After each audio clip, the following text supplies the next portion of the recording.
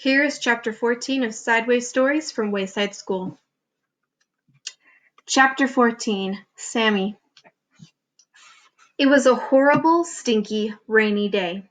Some rainy days are fun and exciting, but not this one. This one stunk. All the children were wet and wore smelly raincoats. The whole room smelled awful. "Oh, it stinks in here," said Mauricia.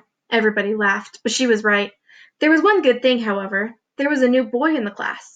New kids are always fun, except no one could even tell what the new boy looked like. He was completely covered by his raincoat.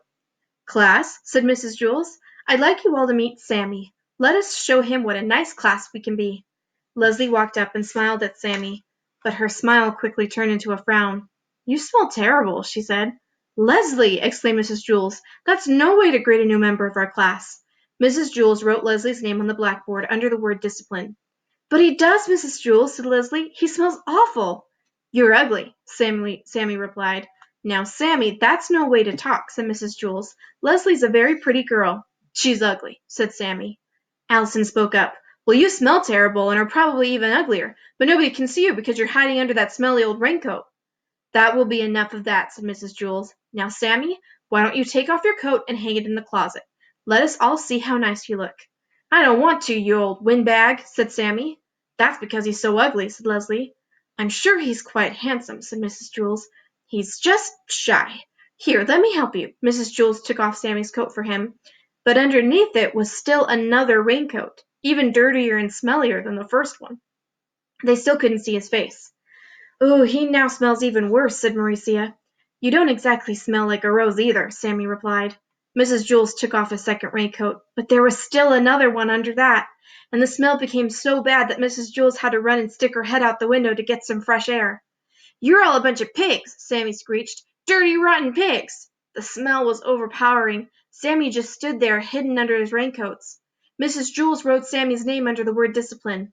"Send him home on the kindergarten bus," said Joy. "Not with me," said Todd.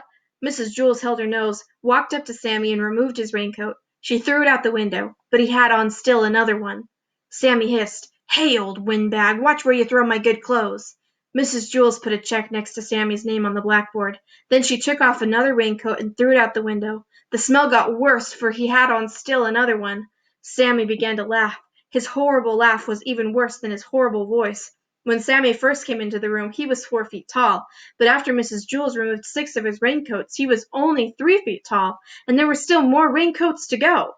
Mrs. Jules circled his name and removed another raincoat. She threw it out the window. Then she put a triangle around the circle and threw another one of his raincoats outside.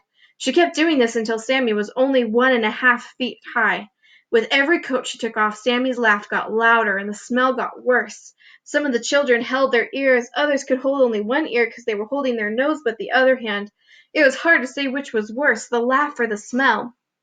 Sammy stopped laughing and said, "Hey, old windbag, if you take off one more of my coats and throw it out the window, I'll bite your head off." "They smell too bad for me to allow them in the classroom," said Mrs. Jules. "You can pick them up when you leave."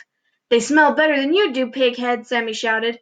Mrs. Jules didn't stop. She took off another one of his coats, then another and another. Sammy was only 4 inches tall, 3 inches tall, 2 inches tall. At last she removed the final coat. All that was there was a dead rat. "Well, I don't allow dead rats in my classroom," said Mrs. Jules. She picked it up by the tail, put it in a plastic bag, and threw it away. Mrs. Jules didn't allow dead rats in her class. Todd once brought in a dead rat for show and tell, and Mrs. Jules made him throw that one away too. "I'm glad Sammy isn't allowed in our classroom," said Rondi. "I didn't like him very much." "Yes," said Mrs. Jules. "We caught another one." Dead rats were always trying to sneak into Mrs. Jules' class. That was the third one she'd caught since September. And that is the end of Chapter 14.